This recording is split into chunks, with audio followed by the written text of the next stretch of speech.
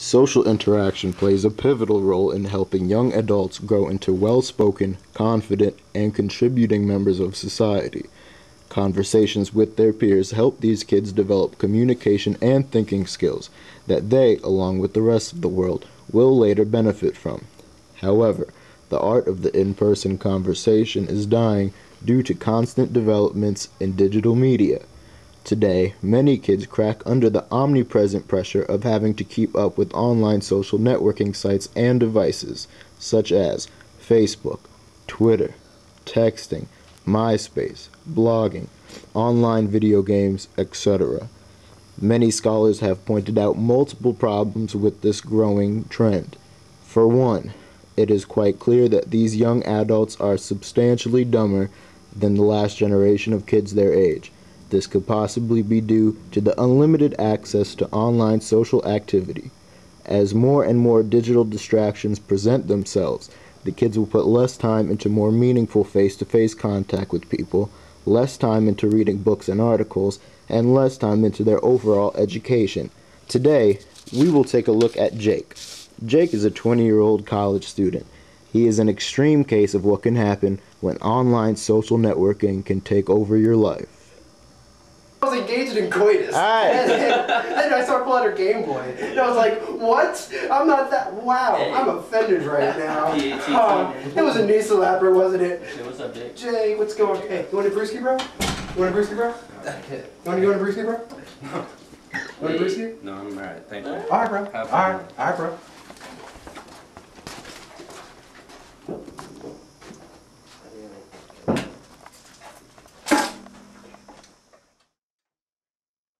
Hi, I'm Steve. I've been Jake's roommate for about almost a year, and yeah, I think he's a nice guy and all, but you know, sometimes he's just a little weird. He just doesn't really talk much. He just really just stays in his room, pays his rent on time, and he's no bother. But us and the other roommates, we try to get him out of his shell sometimes. But I have this one story where I tried to hook him up with a girl, and he got her number. And they were talking, so we honestly thought we were gonna, help him get out of his room. And all of a sudden, on their date, the girl told me that he spoke through text message throughout the whole thing. So she was creeped out by that, so she won't talk to him anymore. But I tried though, but stuff happens.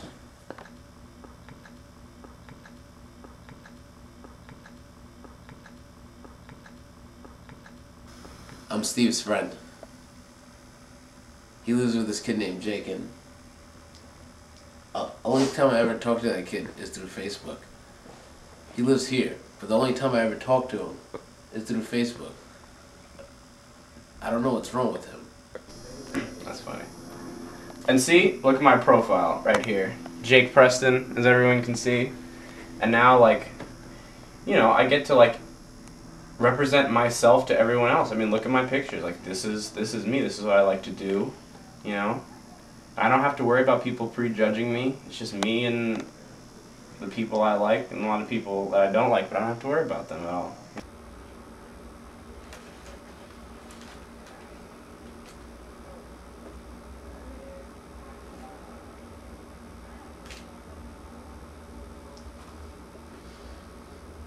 Oh. Oh, hello. My name is Sinclair Ashcroft Montgomery IV.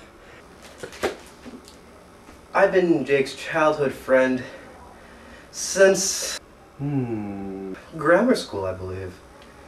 Jake was a special child in those days. He was the teacher's favorite. He was a star of every classroom. Well, that is not important right now. You see, Jake became consumed by technology. The convenience of everybody being at the tip of his fingers. Jake, he goes on Twitter a lot. And look at this. Twitter is actually the best. I mean, I can tell everybody what I'm doing all the time. And he was tweeting all day. All day. He was somewhat of a twat, you see. And look what he's doing. He's at the Uber Cypher right now. I could go, well, it's in Switzerland, so I can't really go there. But if I was in Switzerland and I was on Twitter, I could go see him right now. But you can't do that if you just know people and hang out with them in person, because he would just be there and I would be here. And became misanthropic. He avoided all contact. I would call him, and he would pick up when I called him. But whenever I asked to meet him anywhere, he would say, "Oh, have you heard of AIM before?" People in person just kind of get on my nerves a little bit, and here and keep them at a distance, like filter out who I want to talk to. Like, look, this person, I don't want to talk to Izzy, but she's writing to me. She wants to see me in Allenstown, but I'm just not gonna write back. I don't like Valeria. I don't like Leroy. Guido. I'm gonna talk to Guido. That's what I'm gonna do. Hi, Guido. Look, you're so funny. The moral of my story, you see, is when you let technology consume you, you lose your humanity, you lose your soul, and you become the empty shell of a man that Jake now is. See, and here's Big Sean. It's my homie. I love him. I want to know everything he does all the time, and because of Twitter, I can do that. Heed this advice.